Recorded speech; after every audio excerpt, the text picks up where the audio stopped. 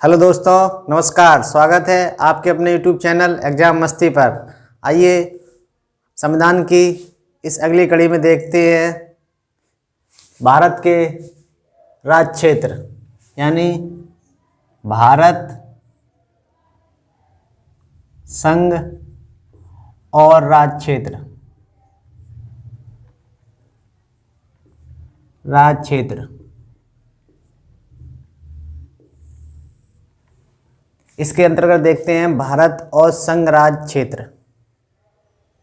देखिए, इसमें कुल मिलाकर 4 आर्टिकल है और यहीं से आपके आर्टिकल शुरू हो जाते हैं।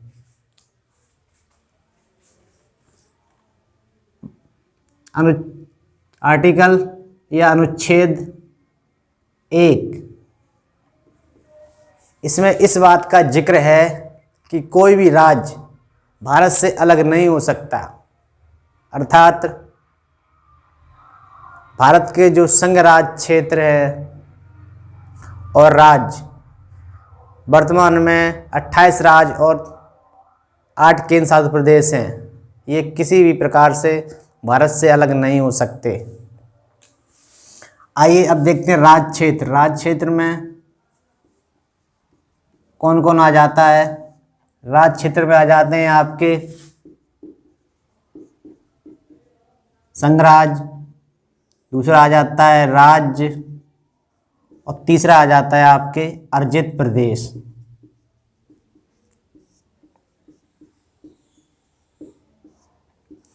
ये जो 3 कैटेगरी है ये राज्य क्षेत्र के अंतर्गत आती है। और एक आपको फैक्चुअल डाटा यहाँ से बता देते हैं कि आर्टिकल 1 में भारत तथा इंडिया शब्द का प्रयोग किया गया है। अर्थात कभी इस प्रकार का क्वेश्चन बन सकता है कि भारत और इंडिया जैसे शब्द किस अनुच्छेद में लिखे हुए हैं, तो आप इस बात को बखूबी ध्यान रखिएगा। भारत और इंडिया जैसे शब्द संघ राज्य क्षेत्र के अंतर्गत अनुच्छेद 1 में लिखे हुए हैं। अब इसके बाद आइए देखते हैं आर्टिकल 2। आर्टिकल 2 में अनुच्छेद 2। अनुच्छेद 2 में इस बात का जिक्र है, जैसे कोई प्रदेश है वो भारत में शामिल होना चाहता है तो इसकी क्या प्रक्रिया होगी और इसे संसद कानून बनाकर भारत का अंग बना सकती है। जो भी प्रक्रिया दी गई है वो आर्टिकल 2 में दी गई है। इस बात को आप ध्यान रखिएगा कि कोई भी बाहरी प्रदेश भारत में शामिल होना चाहता है तो क्या प्रक्रिया है, इस बात का उल्लेख किया गया है और संसद कानून बनाकर किसी भी बाहरी प्रदेश को भारत में शामिल कर सकती है। यहाँ से आपके आर्टिकल 2 हो गए। आर्टिकल 3, अनुच्छेद 3। इस अनुच्छेद में इस बात का उल्लेख है, जैसे कोई भारत का राज्य क्षेत्र है उसके नाम में चेंजिंग करनी है, उसकी सीमा में चेंजिंग करनी है या किसी और प्रकार की चेंजिंग करनी है तो क्या प्रक्रिया होगी, इस बात का उल्लेख है। जैसे आप किसी भी राज्य का नाम बदलना चाहते हो तो संसद में विधेयक लाने से पहले राष्ट्रपति उस विधेयक को उस राज्य के विधानमंडल में रखवाएगा, ठीक है। और जब वहाँ रखवाएगा तो उससे बाकायदा राय पूछी जाएगी कि नाम चेंज कर दें या नहीं कर दें। जो विधानमंडल से राय आएगी उसको राष्ट्रपति स्वीकार करे या अस्वीकार करे, इस बात के लिए राष्ट्रपति पूर्ण रूप से स्वतंत्र हैं और राष्ट्रपति की नज़र में जो भी वो अपना निर्णय लेना चाहे वो ले सकते हैं। अर्थात इसका मतलब सीधा सा मतलब हो गया कि जो विधानमंडल द्वारा जो राय आती है उसकी कोई वैल्यू नहीं होती है। राष्ट्रपति चाहेगा तो मानेगा, नहीं चाहेगा तो नहीं मानेगा। आर्टिकल 4 अनुच्छेद 4, इस अनुच्छेद में इस बात का उल्लेख है कि जो भी प्रावधान अनुच्छेद 2 और अनुच्छेद 3 के तहत किए जाएंगे वो सारे संशोधन अनुच्छेद 368 के तहत नहीं आएंगे। अर्थात आपका संविधान संशोधन 368 के अंतर्गत होता है।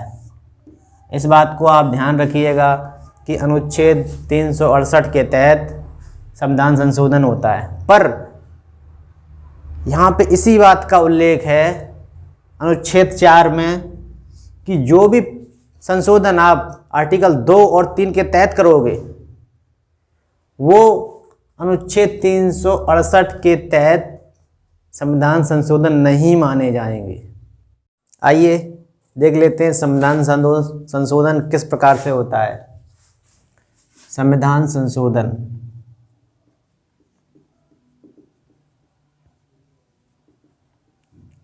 संशोधन बेसिकली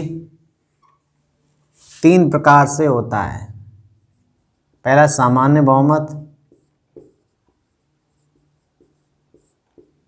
दूसरा आपका विशेष बहुमत,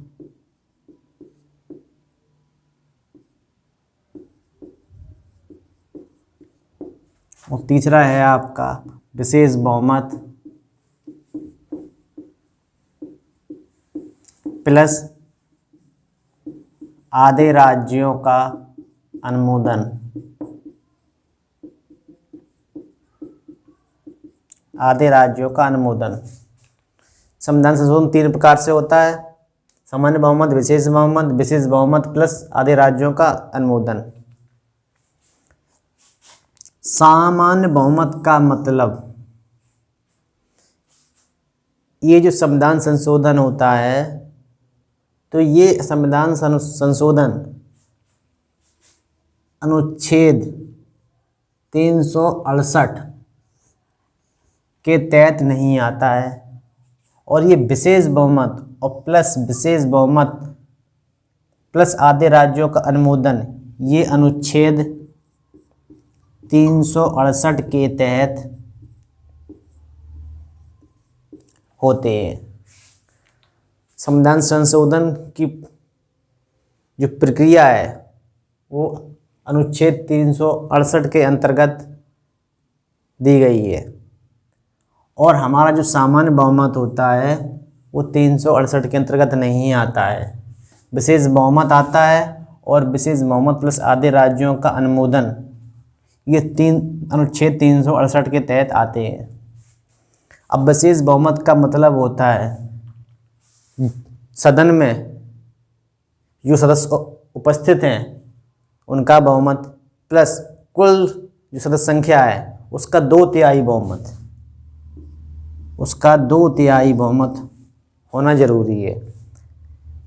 जब इस बहुमत से कोई विधेयक पारित हो जाता है तो उसको विशेष बहुमत से पारित विधेयक माना जाता है। इसके बाद विशेष बहुमत प्लस आधे राज्यों का अनुमोदन।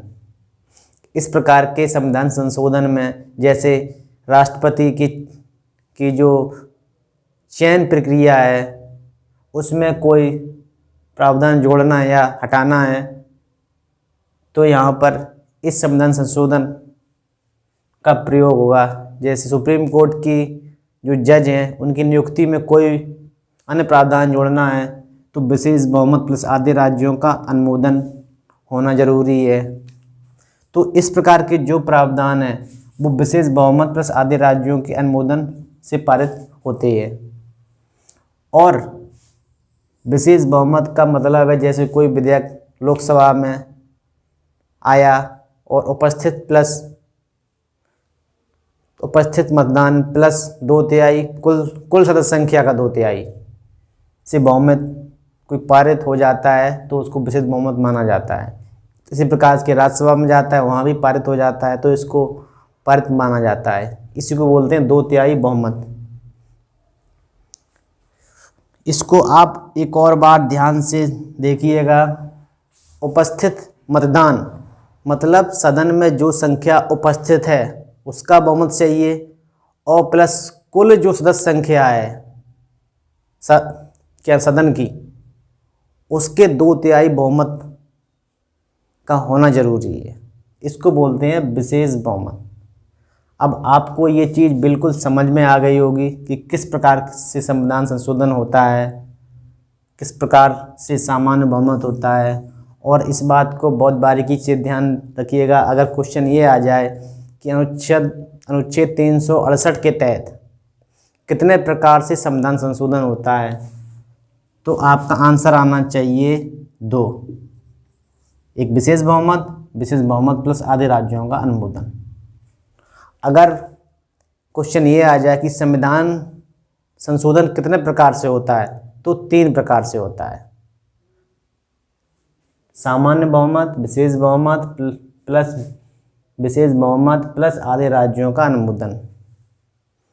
इस बात को आप बखूबी समझ गए होंगे। अगर आपको हमारा वीडियो अच्छा लगा है तो लाइक शेयर कमेंट करें। अगर आप हमारे चैनल पर नए हैं तो सब्सक्राइब करें, बेल आइकन को प्रेस करें।